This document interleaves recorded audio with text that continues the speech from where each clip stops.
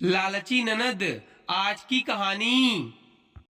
दीदी, अब इस घर के भी कुछ नियम होंगे। यह सुनते ही सास का चेहरा गुस्से से लाल हो गया। ननद ने वहीं खड़े खड़े कह दिया, यह घर मेरे माँ बाप का है, कोई मुझे नियम नहीं बताएगा। लेकिन उस दिन शीतल ने ना ऊंची आवाज की ना बहस की, उसने सिर्फ इतना कहा, नियम सबके लिए एक समान होंगे। शीतल की शादी को 6 साल हो चुके थे। उसका पति राघव एक कंपनी में नौकरी करते थे। घर में सास जानकी जी और राघव की बड़ी बहन ममता जी थी। ममता की शादी को भी 2 साल हो चुके थे, लेकिन वह हर महीने मायके आ जाती थी। आना किसी को बुरा नहीं लगता था, लेकिन आते वो घर पर अपना हक जमाने लगती थी। रसोई में क्या बनेगा, उसे जो पसंद होगा वही खाना बनेगा। यहाँ तक कि शीतल किससे फोन पर बातें करेगी, वो हर बात में दखल देती थी।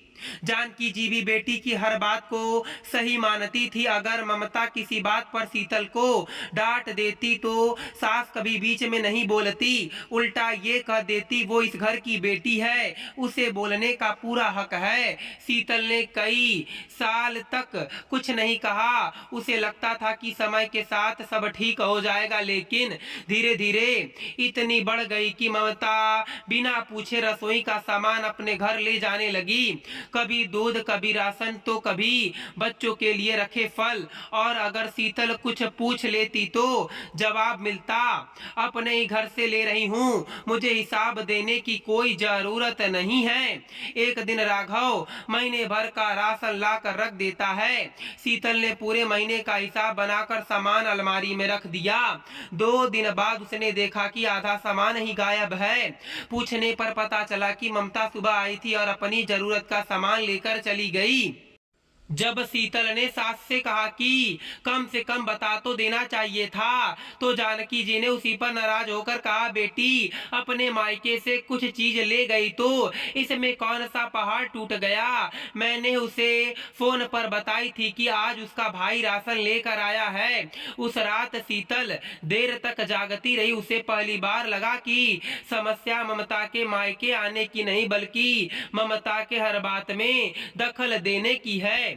अगले दिन उसने किसी से कोई झगड़ा नहीं किया, कोई शिकायत नहीं की। उसने सिर्फ मन ही मन एक फैसला किया कि अब वह किसी को मायके आने से नहीं रोकेगी, लेकिन इस घर के लिए एक ऐसा नियम बनाएगी जिसे मानना सबके लिए जरूरी होगा, चाहे वह बहू हो, बेटी हो या बेटा।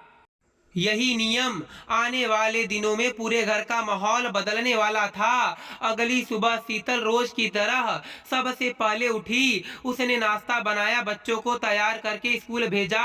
फिर मेज पर एक छोटी सी डायरी रख दी। उस डायरी के पहले पन्ने पर उसने बड़े साफ अक्षरों में लिखा था, घर का सामान और खर्च का रजिस्टर।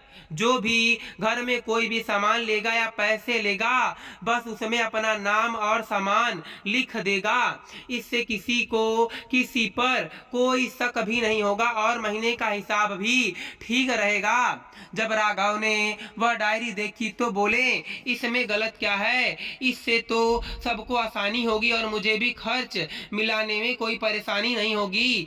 शीतल ने बस मुस्कुराकर कहा, मैंने किसी को रोकने के लिए नहीं बनाया, सिर्फ घर का हिसाब रखने के लिए बनाया है। अगले दिन दोपहर में ममता हमेशा की तरह फिर से मायके पहुंची। आते ही सीधे रसोई में गई और अलमारी खोलकर घी और सूखे मेवे निकालने लगी, क्योंकि उसे लगता था कि उसे देखकर उसकी भाभी सारा सामान छिपा कर रख लेंगी।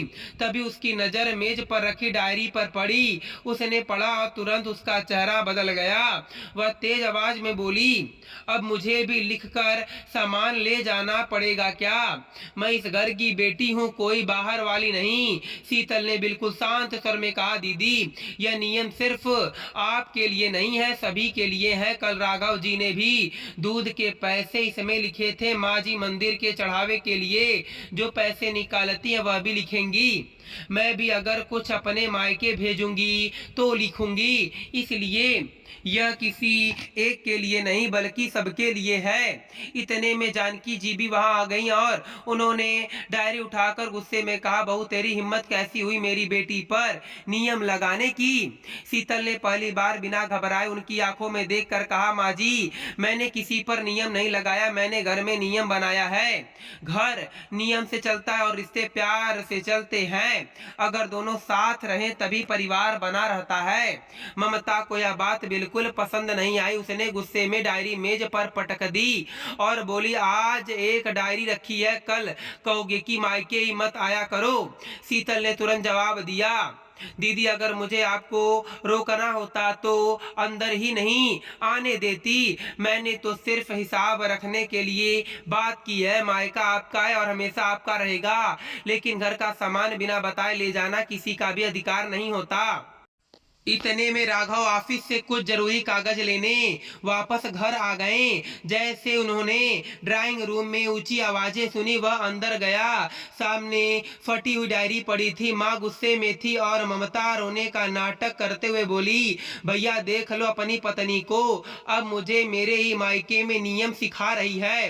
राघव ने पहले कुछ नहीं कहा। उन्होंने चुपचाप डायरी उठाई, उसके फटे हुए पन्ने जोड़े और फिर एक ऐसा सवाल पूछा जिसके बाद पूरे घर में सन्नाटा छा गया। राघव ने डायरी हाथ में लेकर पूछा, दीदी अगर आपके ससुराल में आपका देवर या ननद बिना बताए हर हफ्ते राशन और पैसे ले जाए तो क्या आप उसे भी यही कहेंगे कि यह मेरा घर है, मुझे किसी से पूछने की जरूरत नहीं है?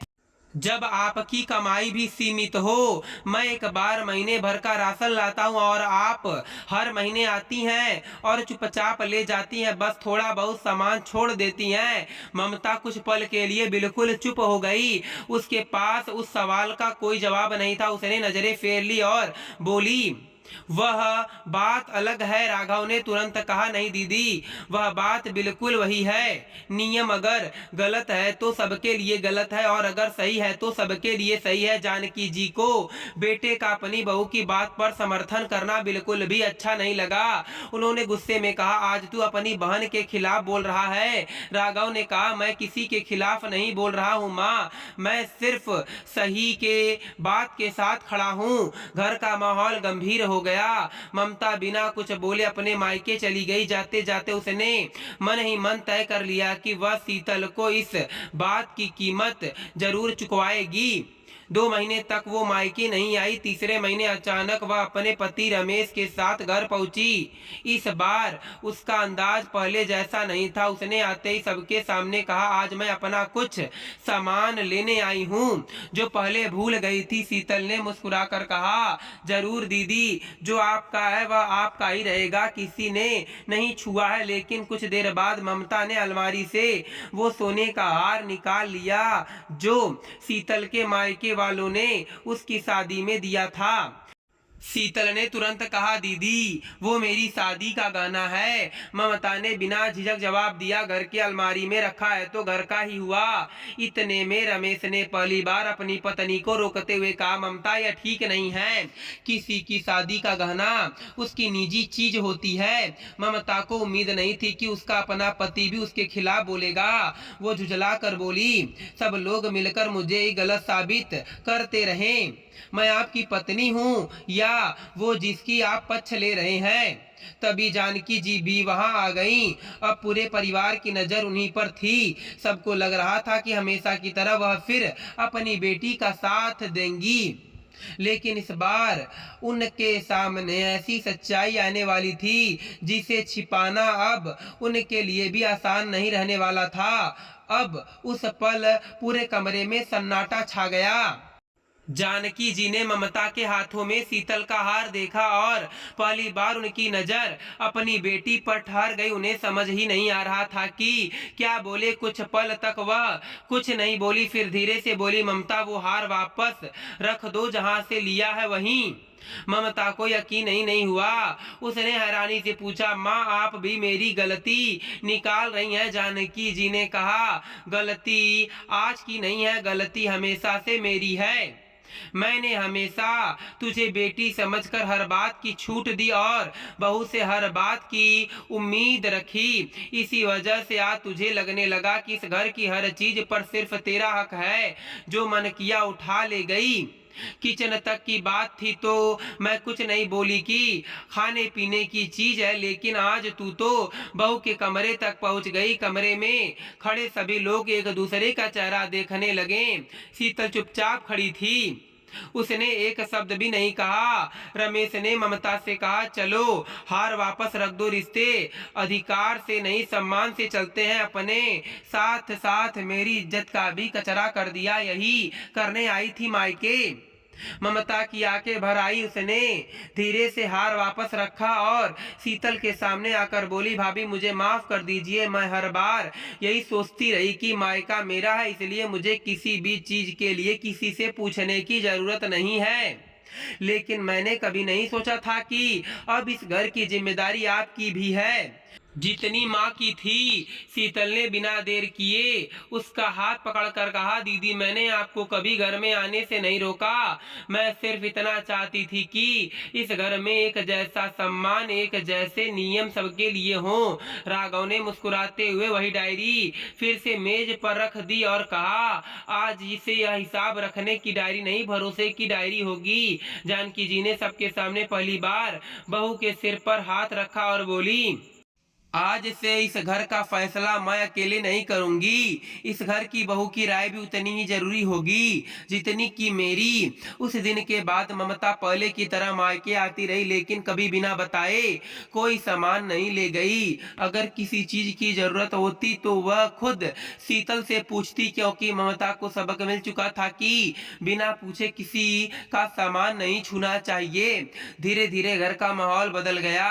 जहाँ पहले छोटी छोटी बातों पर बहस हुआ करता था, वहां अब खुलकर बातें होने लगी। सबको समझ में आ गया कि रिश्ते तभी टिकते हैं जब अधिकार से पहले सम्मान और बराबरी को जगह दी जाए। यही बदलाव उस परिवार की सबसे बड़ी जीत बन गई। मायके की बेटी हो या घर की बहू, नियम और आत्मसम्मान सबके लिए बराबर होने चाहिए। जब परिवार में जिम्मेदारी और बरसों का भाव होता है, तभी रिश्तों में मिठास बनी रहती है। दोस्तों मैं उम्मीद करता हूँ कि आपको यह कहानी पसंद आई होगी। फिर मिलेंगे आपसे अगली कहानी में। आप सभी का धन्यवाद।